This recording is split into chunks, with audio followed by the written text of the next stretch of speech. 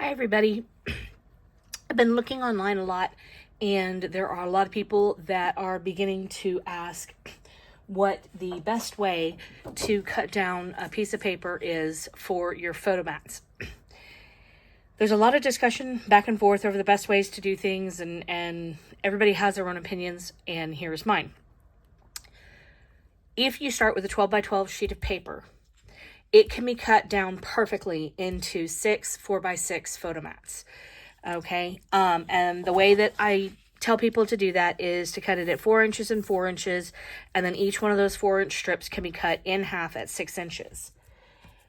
Okay. Another thing that you can do is this method here. And what that is you cut your paper initially at 6 inches, and then in the 6-inch strip blocks, you cut it once at 4 inches on one piece, leave the other piece whole, and then on the other side, you cut it at 4 inches and 4 inches, and that will give you 1, 2, 3, 4 4x6s and 1 5x8. And the 4x6, if you cut that on the long side down at 3 inches, that will give you 2 3x4 photo mats. This configuration gives you the absolute perfect amount of photo mats for any layout. I mean, 4 4x6s, 1 5x8. What more can you need? And if you have the little 3x4 cards, those are great to use in this method as well. The reason why I tell people to do it this way is your photographs are not always perfect 4x6s. And what I mean by that is the printing of the photograph, depending on where you print it from, doesn't always print a true 4x6.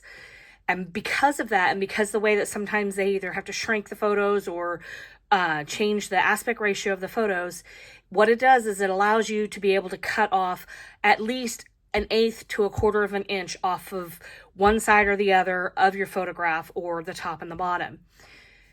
It's much easier to cut down your photograph and save your paper if you have a personal printer like a Selfie or the Picturemate.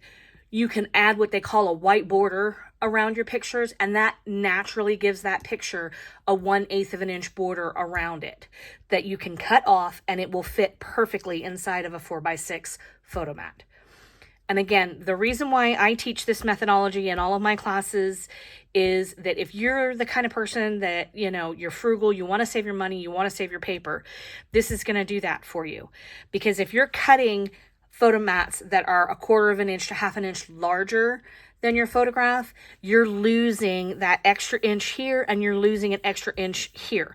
So what that basically means is you're only going to get 1 4.5 by 6.5, 1 4.5 by 6.5, and 1 4.5 by 6.5 this way. That's only 3 photo mats. Doing it this way, you get double that. So you're literally getting double for your money. I am not one that saves my scraps. I have a very bad habit of not doing that. So if I have just a little scrap of paper left over that's like, 3 inches by 4 inches down here, I toss it. And because I do that, I waste tons of money. And the reason being is because I find that I don't go back and use that as often as I probably should. But I don't exactly want to keep a huge bin of scraps either. So this method has really changed a lot of my scrapbooking. It has helped save paper. It helps me do kits quickly. And it is just a really great way to start organizing your photos and your kits better. Because if you're doing double page layouts, the odds of fitting more than 6 to 8 4x6 pictures on there is pretty high. I mean, you'd really have to slam them all together to fit more than 6 4x6s over 2 pages of a scrapbook layout. So what that does is that allows me to only have to take one sheet of paper for a coordinating color that I can put my photo mats on when I put together my sets to pack for crops. So I hope this method helps for you guys. And again, just to show you, a 5x8, 3x4, 3x4, 4x6, 4x6, 4x6. Also, just to note too, if you really want to get kind of creative, this 4-inch strip down here on the bottom, if you don't cut the 3 and 6 inches right here, and instead cut it at 4 inches, 4 inches, and 4 inches, it gives you 3 4x4 photos. If you cut an inch off, you can get 4 3x3s. So again, just another way to add some variance to your pictures, to your photo mats, and to your layouts. Thanks for watching, and I hope to see you again soon.